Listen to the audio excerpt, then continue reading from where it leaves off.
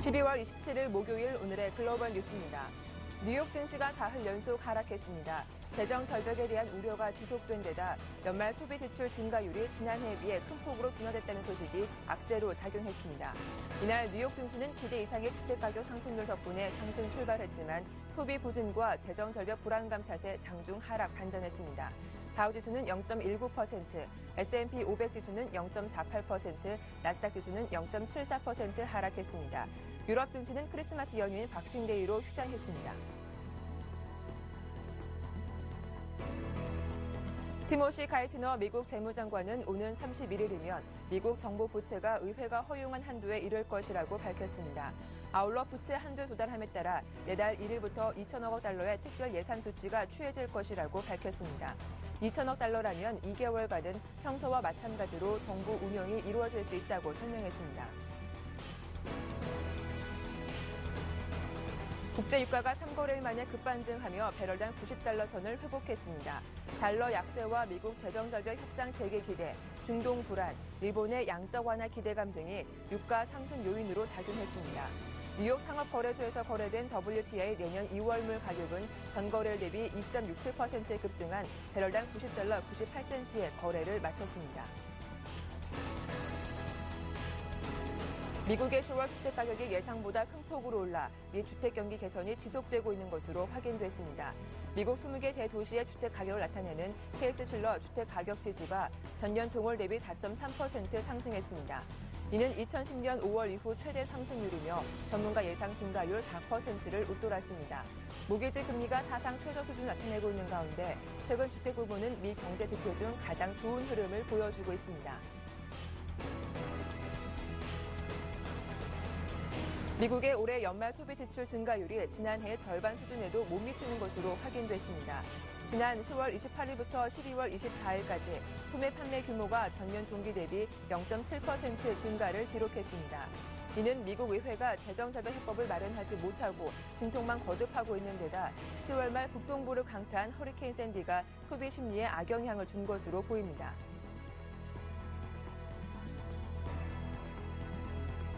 스페인은 전면적 구제금융 신청을 아직 결정하지 않았으나 아일랜드와 포르투갈과 같은 방식의 구제금융을 받지는 않을 것이라고 밝혔습니다. 스페인 재무장관은 라디오 방송과의 인터뷰에서 구제금융 신청에 대해서는 아직 여부를 말할 수 없다면서 만약 유럽중앙은행이 개입해 무제한 국채 매입 등으로 시장에서 지원에 나서는 경우라면 이는 앞서 아일랜드와 포르투갈에서 실시한 구제금융 방식과 다르다면서 시장과 단절된 채 유럽연합과 국제통화기금의 재정 지원에만 기대는 형식은 아니라고 말했습니다.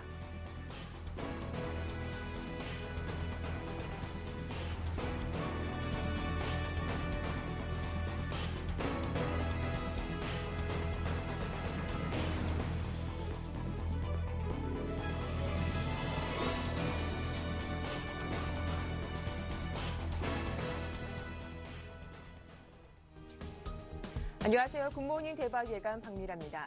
간밤 뉴욕 증시가 사흘 연속으로 하락했습니다. 고압제로 출발한 이후 하락 반전하면서 낙폭을 더 키웠는데요.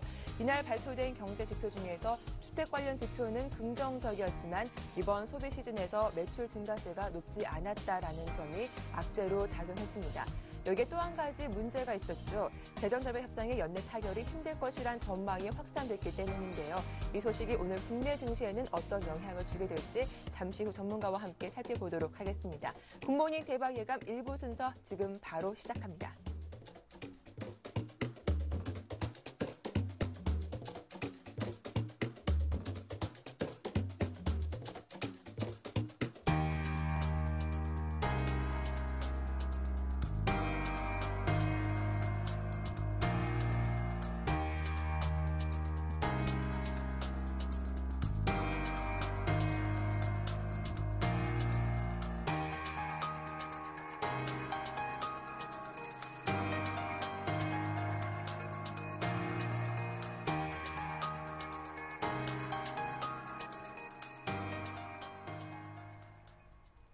네, 샘플러스 한영섭 전문위원과 글로벌 증시 마감 상황 체크해보겠습니다. 안녕하세요.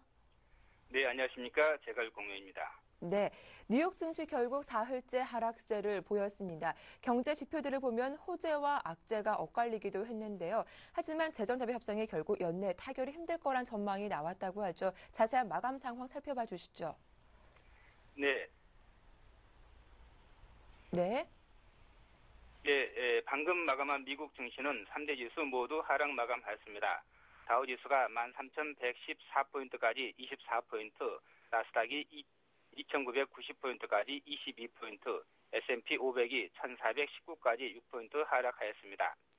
시초가 부합 출발 후 얼마 되지 않아 3대 지수 모두 하락 반전하였으나 오전장 저점을 기록한 후 반등이 지속되다 낙폭을 축소한 상태에서 마감하였습니다. 다우에 비해 기술주와 나스닥의 하락폭이 큰 하루였습니다.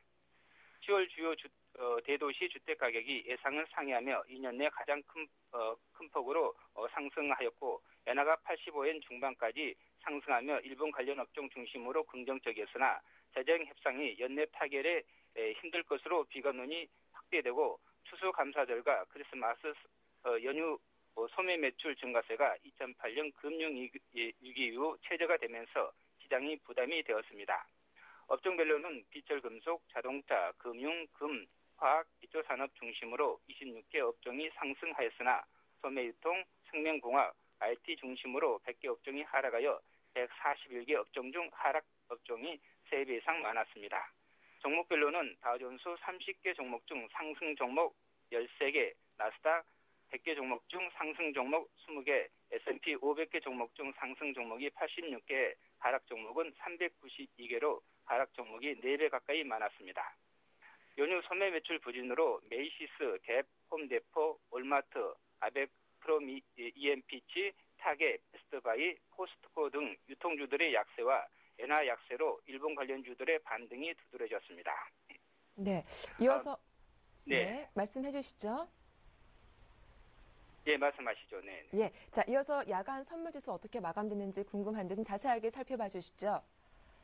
네, 새벽에 마감한 야간 선물 시장은 263.90으로 주간시장 대비해서 0.3포인트 상승하였습니다.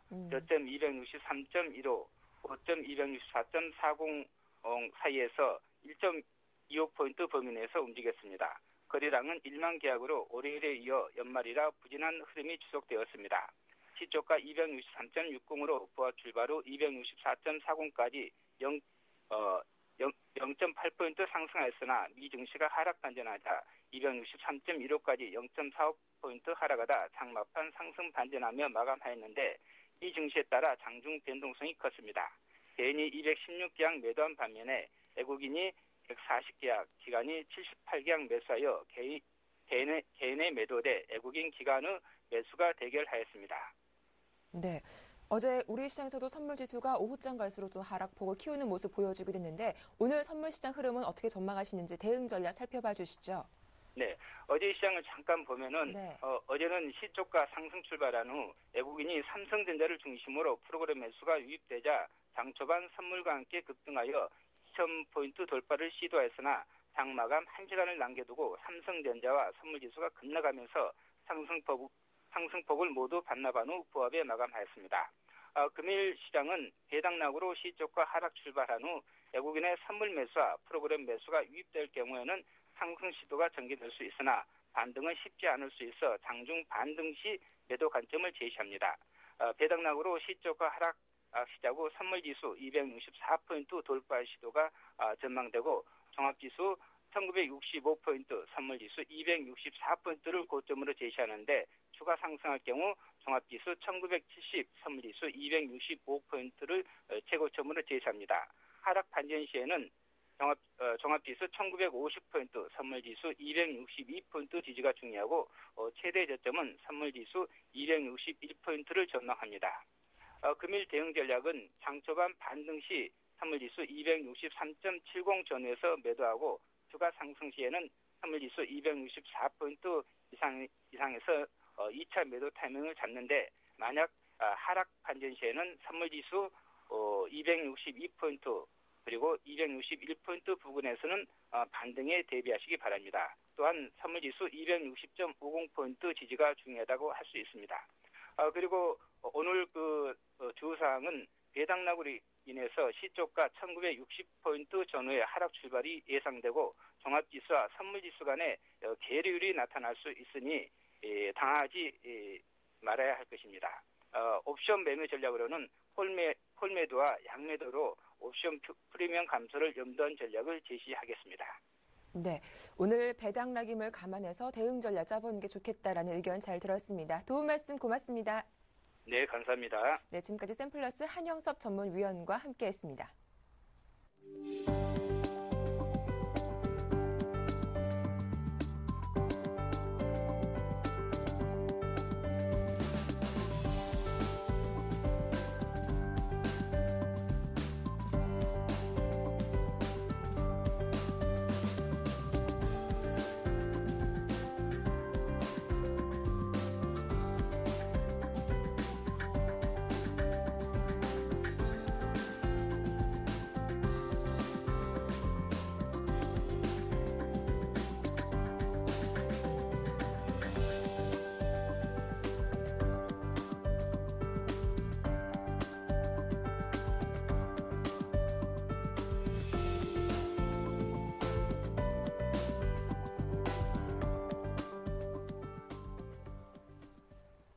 네, 이어서 레이크쇼 인베스터스 이현민 이사와 함께 글로벌 주요 이슈들 확인해 보겠습니다. 안녕하세요. 안녕하십니까? 네, 자 먼저 오늘 살펴볼 키워드부터 화면으로 만나보겠습니다. 네, 자 오늘의 첫 번째 키워드입니다. 미국의 연말 소매 매출 부진, 그리고 두 번째 키워드는 올해 중국 상해 증시 0.91% 상승했다라는 점인데요. 먼저 첫 번째 이슈부터 확인을 해보도록 하겠습니다. 미국의 연말 시즌 소매 매출이 예상대로 매우 부진했습니다. 어느 정도로 나왔습니까? 지난해보다 절반도 못 미쳤습니다. 네. 이렇게 보면 미 소비 시즌에 특히 유통업체의 실적의 40%를 차지하는 11월과 12월 매출이 이렇게 부진한다고 한다면 4분기 경제 성장률에도 좀 악영향이 있을 것으로 예상을 할 수가 있겠습니다. 연말 11월과 12월 큰 대목인데요. 소매 매출이 0.7% 전년 같은 기간에 비해서 크게 증가하지 못했습니다. 지난해는 2% 정도 증가를 했고요. 2008년 금융위기 때만 2% 정도 하락이 됐었는데 이 정도 실적이라면 연말에 현재 바겐 시즌 이런 쪽의 기대감도 조금 현재 낮아지는 그런 흐름이라고 볼 수가 있겠습니다.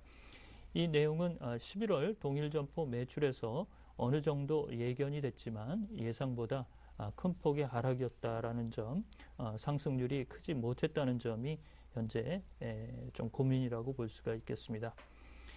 특히 전자나 의류, 보석, 가구 등 미 경제의 소비의 70%를 차지하는 이 소매 매출이 부진한 점, 이런 점을 조금 더 들여다볼 필요가 현재 좀 있다라고 볼 수가 있겠습니다. 네, 당초 전미 소매협회에서는 올 연말 소비 매출이 크게 늘어날 것이라고 발표했는데 이 전망이 좀 빗나간 거네요. 그렇습니다. 특히 이제 11월에 소매 매출이 0.3% 증가세로 나타나면서 연말 시즌에도 좀 기대감을 많이 올렸는데요. 전미소매협회는 11월과 12월 매출이 5,861억 달러 정도는 나올 것이다. 전년 대비 4% 정도를 예상을 했지만 0.7%로 매우 부진한 그런 흐름으로 나타났습니다. 저희가 이 시간을 통해서 특히 2분기 때 소매 매출을 집중적으로 좀 살펴드렸는데요. 2분기와 3분기, 그 다음에 연말에 소비 매출의 유통업체의 실적을 살펴보면 2분기 때는 고소득층과 저소득층의 매장은 일정 부분 신장세가 나타났지만 중산층을 대상으로 하는 노드스트롬이나 제이스페니가 조금 부진했었습니다. 그렇지만 4분기 때 실적은 전반적으로 추세가 조금씩 낮아지는 그런 흐름이 나타날 것으로 보이는데요. 특히 블루밍데일이나 메이시스 등 미국의 부자들이 많이 찾는 쇼핑 업체의 내용을 보면 11월과 12월 메이시스의 매출은 0.7% 감소했습니다. 고소득층도 지갑을 열지 않는다는 그런 흐름인데요. 이 이유는 내년에 소득세가 크게 올라갈 수 있을 것으로 현재 부담을 느끼는 이른바 좀 넉넉한 부자들이 네. 현시적인 과시적인 소비에 현재 나서지 않는다는 그런 흐름이라고 볼 수가 있겠습니다. 특히 추수감사절의 표적 그 쇼핑 이후에 반짝 소비 이후에는 그 소비자들이 지갑을 현재 닫고 있는 점, 이런 점이 특징이라고 볼 수가 있겠습니다. 조금 더 말씀을 드리자면 네. 저가형 그 업체들도 현재 매출이 조금 들락날락 하는데요. 타겟은 1% 정도 11월 매출이 감소했지만 할인 매장인 코스트코는 6%가 늘어났습니다. 이렇게 보면 낮은 가격을 구비한 그 저가형 할인 매장에 소비자들이 많이 몰리고 있다.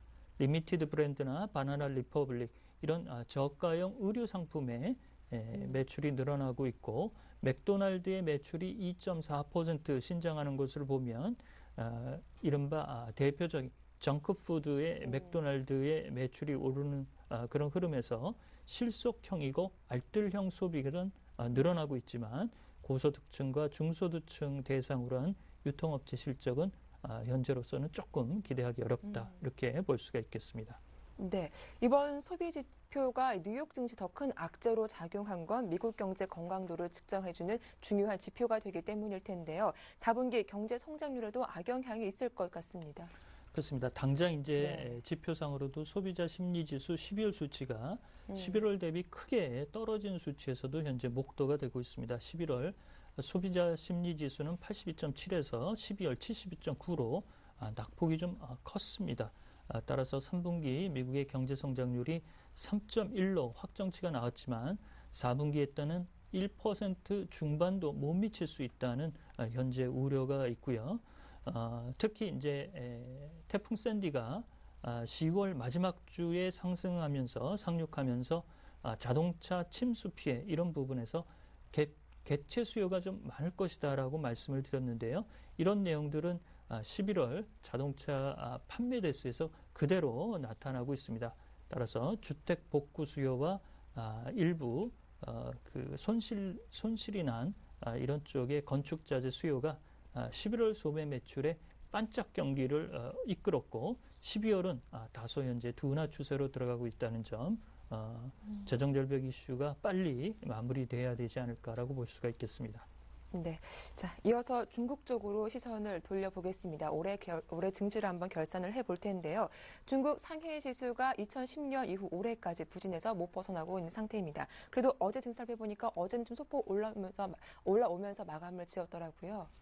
그렇습니다. 네. 12월 마지막 주나 지난주의 움직임을 뺀다면 상하이 지수는 올해 전반적으로 좀 약세권에 머물렀다라고 볼 수가 있겠습니다. 올해 0.9%밖에 상승을 못했는데요. 어제 상하이 지수는 2219포인트, 연초 2199포인트 대비 미미한 실적에 그쳤습니다. 이런 내용들은 역시 중국의 대형 IPO가 주춤했고, 기업들의 부실 회계의 문제점이 계속 개선되지 않는 점, 이런 투명성이 결여된 점이 발목을 잡았고요. 중국의 경제 성장률의 부진도 상하이 지수가 올해 꿋꿋하게 버티지 못한 그런 흐름이라고 볼 수가 있겠습니다. 다만 홍콩의 항생 지수는 올해 22%의 수익률을 보이면서 금융과 서비스업을 중심으로 한 비교적 외풍의 타격이 없는 이런 점에서 항생 지수와 상하이 지수의 차별화가 나타났다라고 볼 수가 있겠고요. 특히 오늘 살펴볼 내용으로서 중국 증시는 이렇게 IPO가 중국 내에서 주춤하자 미국의 뉴욕 증시의 상장을 타진했지만 역시 기업의 신뢰성 문제로 인해서 뉴욕 증시에 상장하지 못하는 이런 그 어려움도 같이 나왔다라고 볼 수가 있겠습니다. 다만 6월과 7월 인민은행의 금리 인하 카드, 이 당시에는 주가가 조금 지수가 좀 올랐던 그런 흐름이었습니다. 네, 대형 IPO는 주춤했지만 반면 중국 기업들의 해외 기업 인수 합병은 올해 성과를 거둔 한 해이기도 했습니다. 대표적으로 어떤 기업들이 있습니까? 네, 그만큼 싼 기업들이 많이 나왔다라고 볼 수가 있겠습니다.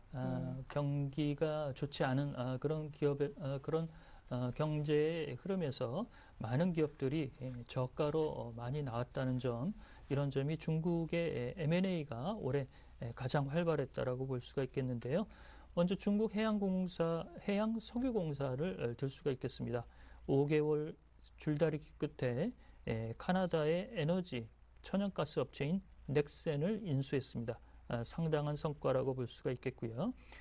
석유화학 업체인 시노펙이 지난 7월에 역시 캐나다 석유 생산 업체인 탈리스만의 북해 사업 지분 49%를 15억 달러에 인수한 것도 굵직한 내용이라고 볼 수가 있겠습니다. 올해 중국의 해외 기업 인수 규모는 568억 달러로 2008년 이후 최대치를 현재 경신한 상태고요. 산둥중공업이 독일의 지게차인 키온을 인수했고 민간업체 차이나가스가 영국의 포춘오일의 중국 내 지분을 4억 달러에 인수하는 등 민간기업과 국영기업이 활발하게 M&A 시장에서 활동했다라고 볼 수가 있겠습니다. 네, 이 중국의 부양 정책이 나오면서 내년 중국 경제를 바라보는 시선도 좀 긍정적으로 바라보는 기대감이 클 것 같은데 어떻습니까? 증시 상승 여력 충분히 있다라고 보시는지 전망 들어볼게요. 내년은 올해보다는 조금 더 나아지겠다. 네. 이런 쪽이 중국 시장을 현재 바라보는 투자자들의 기대고 전문가들의 의견도 이와 비슷한 흐름입니다. 그렇지만 중국의 현재 시진핑 리커창 체제가 안정과 균형 성장에 주력하고 경제 성장률 내년 목표치도 올해와 같은 7.5%로 제시하고 있다는 측면, 특히 이제 내수 부양 기업을 키우겠다는 쪽에서 그 내수주 중심으로 좀 활발한 주가 차별화가 나올 수 있을 것으로 보이고요. 어제 상하이 지수의 상승폭은 부동산 관련주인 폴리부동산이나 잼데일의 상승세가 좀 컸었는데요. 현재 중국 정부는 부동산 시장의 과열은 규제책을 계속 가져가고 세수를 차별화하겠다라는 측면에서 보면 부동산 관련주는 조금 리스크 부담이 있는 것으로 볼 수가 있겠습니다. 특히 일본과 중국의 현재 통상 마찰 이런 쪽에서 일본의 중국 내 소재한 현지 공장의 부품을 납품하는 중국 부품 공급업체들은 리스크 부담이 조금 있을 것으로 보여서 주가 변동성을 좀 유의될 필요가 있다라고 마지막으로 말씀을 드리겠습니다. 네, 말씀 잘 들었습니다. 지금까지 레이크쇼 인베스터스 이현민 이사와 글로벌 증시 주요 이슈들 살펴봤습니다. 도움 말씀 고맙습니다.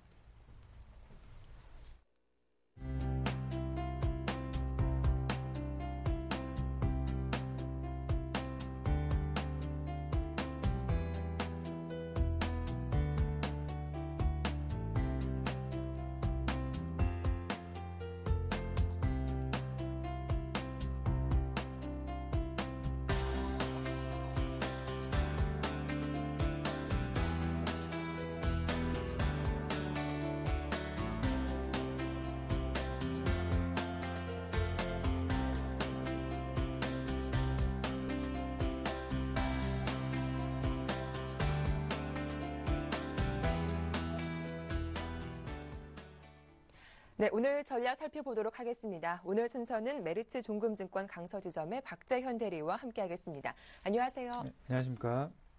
예, 먼저 어제장 우리 국내 증시 마감 상황부터 살펴보도록 하겠습니다. 코스피 지수가 장중에 2000선 회복하는 등 강세를 보여주기도 했습니다만 결국 상승폭을 대폭 줄이면서 마감하기도 했습니다. 거래량도 좀 부진한 모습을 보였다고 하죠. 네, 맞습니다. 최근에 지수가 조금 지지부진한 흐름 보이고 있는데요. 4조 원에서 5조 원 정도를 유지하던 거래대금이 지난 월요일에는 3조 원 초반대를 기록하는 등 최근에 거래대금이 대폭 줄어들면서 지수 지지부진한 흐름 보이고 있습니다. 어제장은 외국인과 기관 그리고 프로그램 매수, 견조한 순매수, 연말 배당 수요 등이 힘입어서 상승 출발했는데요. 하지만 장 후반에 미국 재정 절벽 불확실성 그리고 2000선에 대한 부담감이 가중되면서 상승폭을 반납하면서 1982포인트 강보합 마감했습니다. 업종별로 살펴보면 전기가스, 의약품, 음식료 업종 등이 상승세를 보였고요. 통신업종, 서비스업종 등은 약세를 기록했습니다. 코스닥 지수도 기관이 3거래일 연속 순매수하면서 좋은 흐름 보여줬는데요. 하지만 막판에 좀 지수가 빠지면서 1포인트 하락한 482.76포인트 마감했습니다. 네.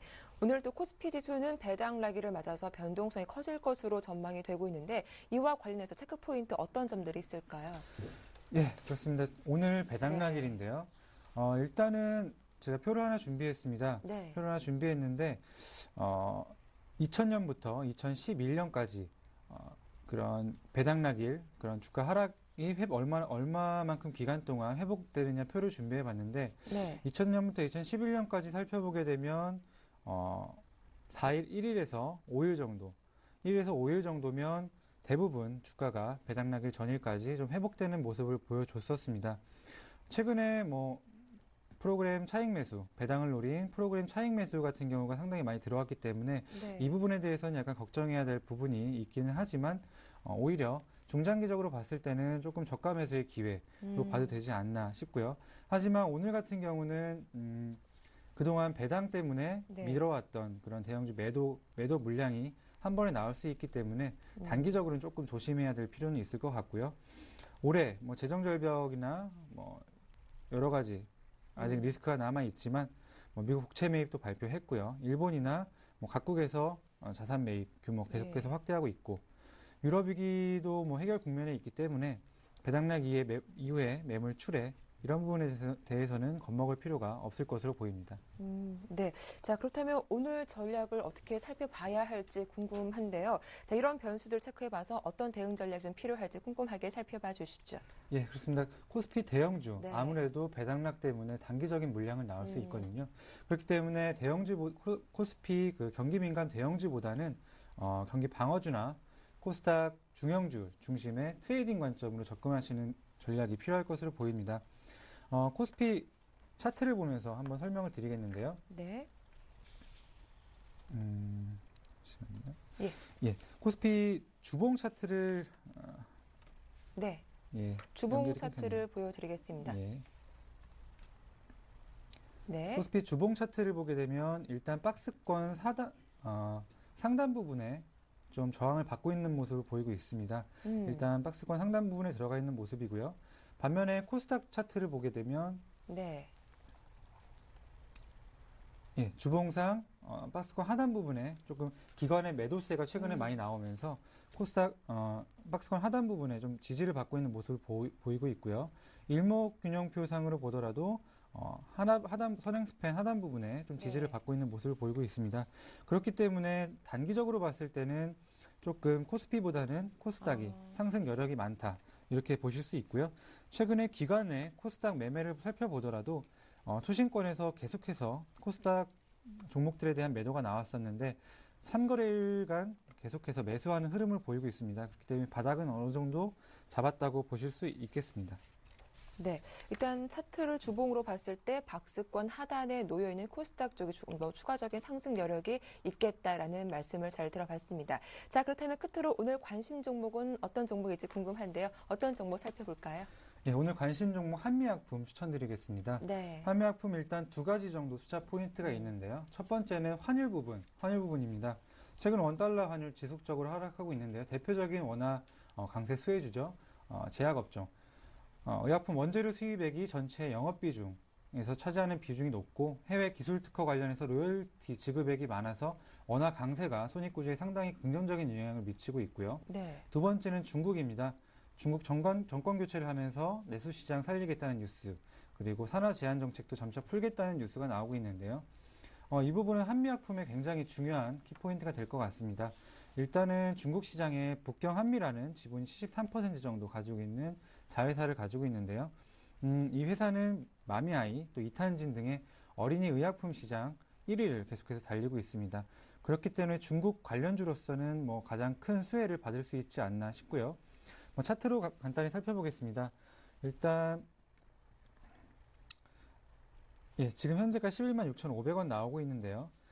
손절가는 11만 4,750원 전 저점 수준이죠. 네. 10만 8천원, 10만 8천원 잡고요. 네.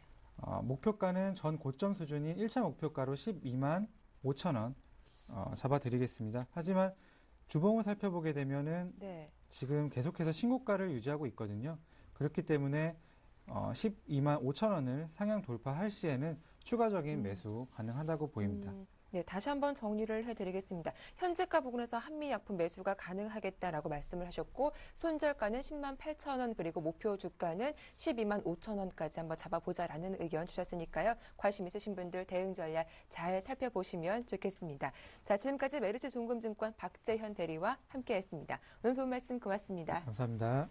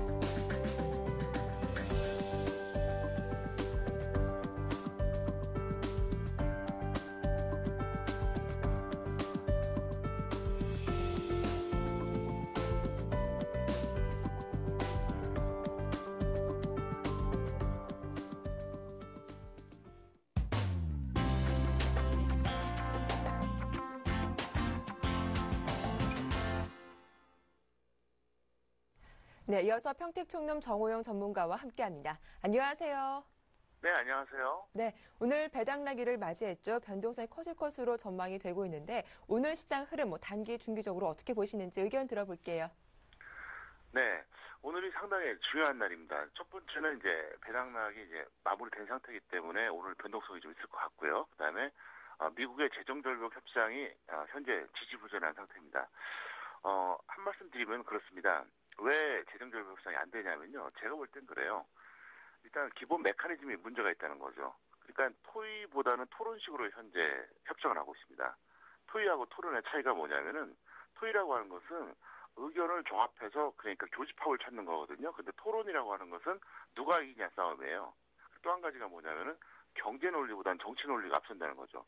그래서 제가 그렇게 말씀드렸었잖아요. 쉽게 되지 않을 거라고. 근데 어차피 언젠가 타결은 될 거예요. 다만 절충형이 되지 않을까 이렇게 저는 현재 보고 있습니다. 그래서 이게 그렇게 쉽게 안 되는 이유가 조금 전에 말씀드렸다시피 토의가 아니라 토론 방식으로 한다. 그다음에 경제보다는 정치 논리가 앞선다. 이걸 여러분들이 좀 유념하면서 관전하시면 될 것 같고요. 단기적으로는 이제 오늘이 최대 변곡구간으로 방향성이 좀 결정이 될 것 같습니다. 아마도 현재 그 연말을 앞두고 있어서 이제 윈도우 드레싱 차원에서도 기대를 하겠지만 제가 생각할 때는 이미 그건 어느 정도 끝났다고 보고 있고요. 그리고 중기적인 건 역시 똑같습니다. 그래서 뭐 특별히 드릴 말씀은 없고요. 일단 자막을 참고하시면 될 것 같습니다. 자, 정말 중요한 거 말씀드리겠는데요. 바로 어제였죠. 코스피 수급과 등락입니다. 어제 외국인들은 2,400억 순매수, 프로그램은 5,500억 순매수입니다. 그러면 대충 계산해도 얼마입니까? 7,900억이잖아요. 근데 놀라운 것이 코스피하고 삼성전자가 종가가 저가였다는 얘기입니다. 무려 7,900억이 순매수가 나왔었는데 코스피하고 삼성전자가 종가가 저가였다고 하는 것은 이거 의미하는 바가 크죠. 어제 그렇게 무지막지한 매수가 나왔는데도 불구하고 코스피는 겨우 0.43포인트, 사실상 보합으로 끝났다고 봐야죠. 삼성전자는 0.27% 하락을 했습니다. 그래서 왜 제가 자꾸 이제 불안하게 말씀드리냐면요. 이런 상태라 그러면 재정절벽 협상이 잘 됐다고 하더라도 과연 이런 매수가 계속 유지되겠냐는 거죠. 저렇게 무지막지한 매수가 유지이 되는데도 불구하고 지수가 쉽게 못 간다는 거예요. 그러면 만약에 여기서 조금 더 협상이 지연된다거나 뭔가 악재가 터져버리면 그냥 쏟아진다는 거죠. 그래서 가장 크게 이제 문제가 된다 볼 수 있겠고요. 그리고 이제 개인하고 외국인 코스피 매매 동향을 보겠는데요. 11월 16일부터 12월 26일입니다. 왜 11월 16일이냐면 최근 저점이 바로 11월 16일이거든요. 근데 이제 개인들이 4조 원 이상 이제 매도해줬고요. 외국인 3조 원 이상 매수해줬었는데 핵심 포인트가 뭐냐? 바로 이런 수급 때문에 여기서 지수가 만약에 내려가면은 아마도 개인들이 들어올 겁니다. 왜? 던진 게 있으니까 살 돈이 있잖아요. 어쨌든 간에. 그래서 만약에 여기서 이제 좋은 시나리오가 되려 그러면은 개인들은 계속 팔아야 되고요. 호재가 나오면서 외국인 기관이 뭡니까? 계속해서 이제 외국이라고 이제 그 프로그램이죠. 계속 매수가 나와줘야 되는데 문제는 매수가 나와도 속도가 상당히 느리다는 거예요. 그래서 제가 계속 그렇게 말씀드렸잖아요. 올라가면 속도가 느리고 내려가면 빠를 것이라고 한 이야기가 바로 이것 때문에 그런 겁니다. 그래서 어쨌든 저는 여기서 좋아봤자 굉장히 힘겹게 올라가고요. 나쁘면 급락한다. 이걸 계속해서 저는 주장하는 건데 여러분들 그걸 유념하실 필요가 있고요. 그 다음에 이번에는 제가 이제 자막과 차트 두 가지 다 보여드리겠는데요. 한국 증시하고 해외 증시 등락 비교를 해드리겠습니다. 왜 이걸 비교해드리냐면 최근에 이제 중국하고 일본이 올라가니까 기대감이 큰데 기대할 필요가 없다는 걸 말씀드리려고 그래요. 자, 한국 코스피 같은 경우에는 2011년 역사상 최고점이었습니다. 현재가 약 10% 정도 이제 하락한 상태고요. 미국 다우존스 산업지수는 이제 2007년이 역사상 최고점이었는데 10%도 안 됩니다. 현재 차이가. 그다음에 중국 상해 종합지수는 2007년 역사상 최고점이었는데 놀라운 게 뭐냐면 현재 지수가 그래봤자 3분의 1 조금 넘는 수준이란 거죠. 일본 니케이 지수 같은 경우에는 역사상 최고점은 뭐 1989년이니까 뭐 진짜 23년 전 이야기고요. 2007년이 최근 고점이었는데 현재 수준은 절반을 약간 넘는 수준이에요. 그래서 현재 중국하고 일본이 오르는 것에 대해서 여러분들이 너무 민감하게 반응할 필요 없다. 그걸 좀 말씀드린 겁니다. 차트 잠깐 보시겠습니다. 자, 한국 지수 보시겠습니다. 보시면은요. 2011년 작년이 최고점이었습니다. 그러니까 지금 크게 빠진 게 없어요. 자, 반면에 이번에는요. 미국 보겠습니다. 미국은 2007년이라고 제가 말씀드렸었잖아요. 자, 보시면은요. 역시 마찬가지입니다. 미국은 10% 차이가 안 납니다, 지금. 자, 그 다음에 보실게요. 바로 중국인데요. 중국이 역시 2007년 최고점을 기록했죠.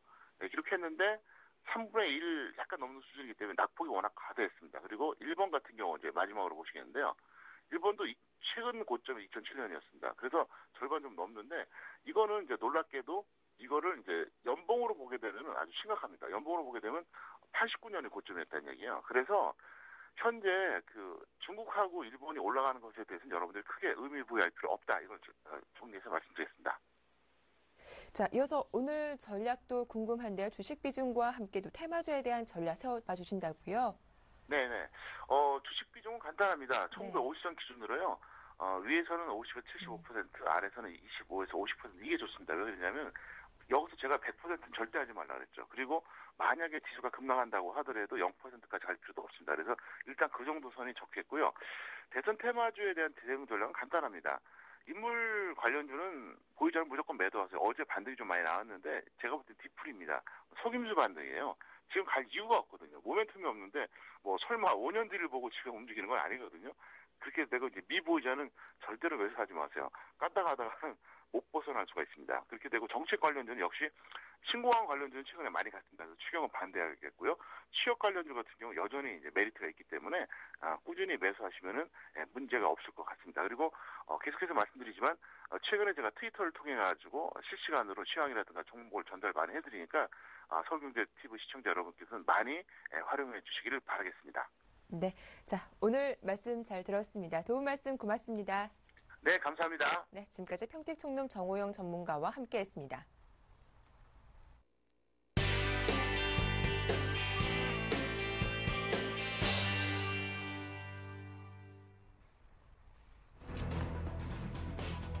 현재 57세 수준인 평균 정년 연령을 중장기적으로 연장하거나 아예 폐지하는 방안이 추진됩니다. 65세인 고령자 기준은 70세에서 75세 이상으로 상향 조정됩니다. 40, 50대 사무직 노동자가 조기 퇴직 압박으로 가계소득과 국가재정이 위협받을 수 있다는 전망이 나왔습니다.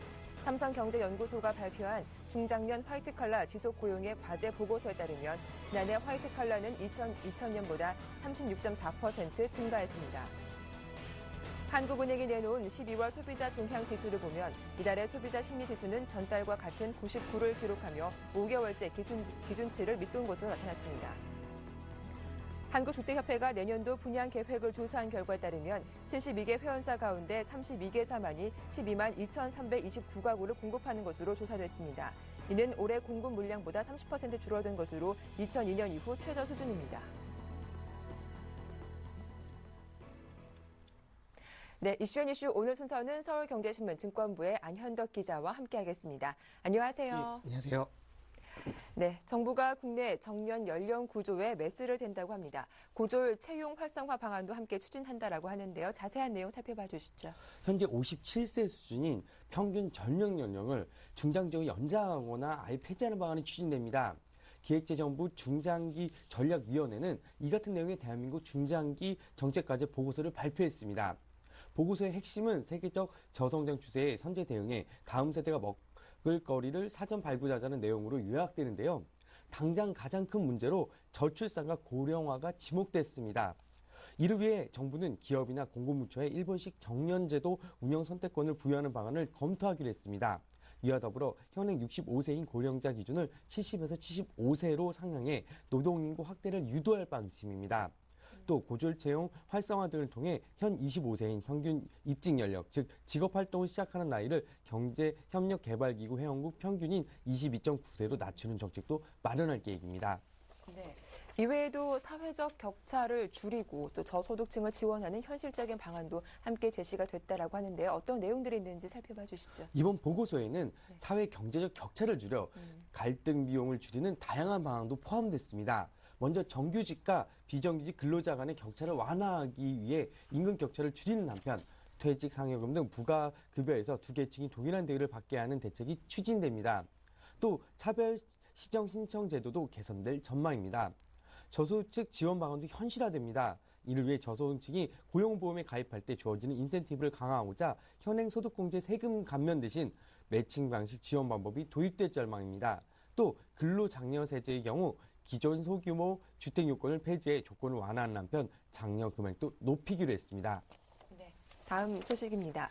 일할 수 있는 나이를 의미하는 정년, 이 고령층이 늘면서 또 다른 사회적 이슈로 부각되고 있는데요. 실제 중장년층 화이트 칼라가 느끼는 체감 정년이 평균치보다 낮다는 보고서가 나왔습니다. 이들이 피부로 체감하고 있는 실제 정년 수준은 어느 정도인가요? 전문직, 사무직 등 상업에 종사하는 중장년층 화이트 칼라 근로자의 체감 정년이 53.9세에 불과한 것으로 조사됐습니다. 삼성경제연구소가 26일 내놓은 중장년 화이트칼라 지속고용의 과제 보고서를 보면 45에서 59세 화이트칼라의 체감 정년은 53.9세로 집계됐습니다. 이를 화이트칼라 직종의 평균 정년인 57.7세보다 3.8세 짧고 생산직, 판매직 등 블루칼라 근로자의 체감 정년보다 2년가량 모자랍니다. 그만큼 40, 50대 화이트칼라 근로자들이 조기퇴직 압박을 느끼고 있다는 얘기입니다. 실제로 화이트칼라의 평균 근속연수는 50에서 54세를 정점으로 감소하고 있는데요. 이들이 40대 말에서 50대 초반에 임원이 되지 못하면 회사를 떠나는 4만 5초의 퇴직에 직면하고 있습니다. 반면 블루칼라 직종의 평균 정년은 59.3세, 체감 정년은 55.7세로 화이트칼라보다 각각 1.6세, 1.8세 높았습니다. 네. 중장년층이 느끼는 조기 퇴진 압박이 작용하고 있기 때문일까요? 소비자 심리지수가 여전히 한겨울을 벗어나지 못하고 있다고 합니다. 이미 5개월째라고 하는데 자세한 내용 살펴볼까요? 소비자들의 경제 심리를 보여주는 소비자 심리지수가 5개월째 부정적인 상태를 이어갔습니다. 다만 저소득층에선 새 대통령 취임 후 일자리와 경기 회복에 대한 기대감이 뚜렷했습니다. 한국은행이 26일 발표한 12월 소비자 동향지수에 따르면 이번 달 소비자 동향지수는 99로 전월과 동일한 수준을 기록했습니다. 소비자 동향지수가 100을 밑돌면 경기를 비판적으로 본다는 뜻인데요. 소비자 동향지수는 지난 6월과 7월만 해도 100선을 지켰지만 8월 99, 9월 99, 10월 98, 11월 99 등을 기록하는 등 좀처럼 100을 회복하지 못했습니다. 가계의 소비 심리를 보여주는 현재 생활 형편 소비자 동향지수는 85로 전월 대비 2포인트 떨어졌고 생활 형편 전망 소비자 동향지수도 93으로 1포인트 하락했습니다. 반면 향후 경기 전망 소비자 동향지수와 취업 기회 전망 소비자 동향지수는 85, 90으로 전월 대비 각각 5포인트, 6포인트 상승했습니다. 새 대통령 취임으로 경기 회복과 일자리 부분에 대한 기대감이 높아진 것으로 풀이됩니다. 네, 다음 소식입니다. 건설 경기 침체 어제 오늘의 이야기가 아닙니다. 그만큼 건설 경기 한파가 오래 지속되고 있는데요. 이에 따라 대형 건설사들도 내년 주택 공급 물량을 반으로 줄인다고 하죠. 내년 주택업체 중 절반 이상이 아파트 분양 계획을 미루거나 확정하지 못한 것으로 조사됐습니다. 이에 따라 분양 물량도 올해보다 30% 가까이 줄어들 것으로 보입니다. 대형 주택업체들이 모임인 한국주택협회는 72개 회원 건설사를 대상으로 내년 분양 계획을 조사한 결과 절반이 넘는 37개사가 분양 계획이 없는 것으로 조사됐다고 밝혔습니다. 분양 계획은 있지만 일정을 잡지 못한 채 미루고 있는 건설사는 3개사였으며 32개 건설만이 주택 분양 계획이 있는 것으로 나타났습니다. 분양 계획이 있는 36회사가 내년에 분양 예정인 주택 물량 역시 크게 줄어들 전망입니다. 전국 121곳 12만 2,329가구로 올해보다 30%가량 줄어든 물량입니다. 지역별로는 수도권 분양 물량이 내년에는 처음으로 10만 가구 이하로 떨어질 것으로 나타났습니다. 지방 역시 내년에는 올해보다 35.3% 감소한 4만 4,151가구에 불과한 것으로 나타났습니다. 내년 분양 예정 물량이 급감한 것은 새 정부 출범 이후 주택정책이 변할 것으로 예상되는 데다 경제 여건과 소비 심리가 악화되면서 건설사들이 분양을 포기하거나 하반기 이후로 미루고 있기 때문으로 분석됩니다. 또 주택경기 장기 침체로 72개 회원사 가운데 21개의 건설사가 워크아웃 또는 법정 관리를 진행 중인 것과도 무관치 않아 보입니다. 네, 끝으로 오늘의 주요 일정 간단하게 정리해 주시죠. 세종청사 대강당에서 정부 세종청사 입주 기념식이 열립니다. 서울 팔레스 호텔에서는 제20차 동방성자위원회가 개최되며 오후 4시에는 동해원의 이사회가 예정돼 있습니다. 네, 이슈의 뉴스 지금까지 서울경제신문 증권부의 안현덕 기자와 함께했습니다. 도움 말씀 고맙습니다. 네, 감사합니다. 네, 굿모닝 대박 예감 1부 순서는 여기서 마치겠습니다. 저희는 잠시 후 2부로 다시 인사드릴게요. 고맙습니다.